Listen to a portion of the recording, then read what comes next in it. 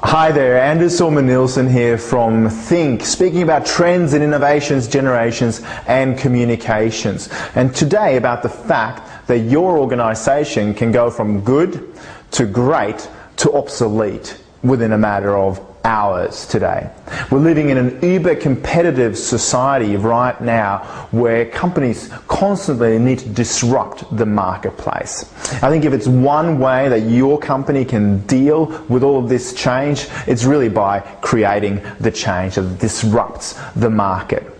Jim Collins in 2001 released a book called From Good to Great, where he case studied a number of companies who had outperformed their competitors at a serious multiple over a serious period of time. Now, Jim Collins' Good to Great Companies has been heralded as one of the best business books ever, and there are a lot of good thoughts in the book. But there's also some downsides, and I think 10 years on, it actually is opportune for us to actually look at some of the companies that he calls companies who've gone from good to being truly great companies. One of those is Circuit City. Circuit City is a defunct company today. They are a defunct company in a particular space of business, the consumer electronics space, where Best Buy is now dominating. In fact, Best Buy now has a 23% market share in the consumer electronics space. Circuit City didn't keep up with innovation. They were dealing with products who were moving ahead at the speed of Moore's law and actually doubling in computer speed every 18 to 24 months. In this environment, they just didn't keep up with their competitors like Best Buy, who are constantly evolving, constantly innovating, constantly disrupting the marketplace and shocking the marketplace with new ideas.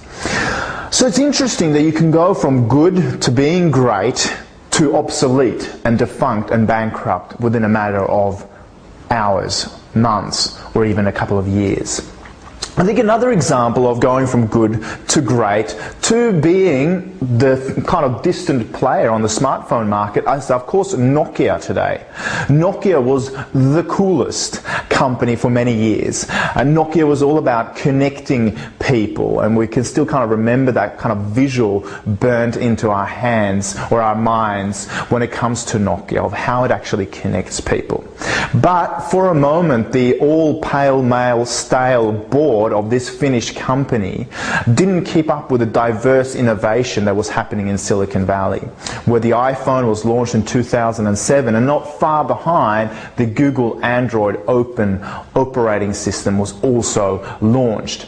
Nokia failed to innovate, and they went from being a great company to now being a third distant party in that competitive environment. And they're totally struggling in the US market. And while they've got market share in the less developed telecommunications market in China, that is also one that is shifting very quickly now. And I think organizations need to remember that they can go from, that's easy to say if you're Swedish, they can go from being good to great to obsolete or a semi-distant third competitor within a matter of hours, months, or even years. Another space where this is happening is, of course, the digital space as well, where we see Blockbuster and Borders now becoming bankrupt and defunct as well.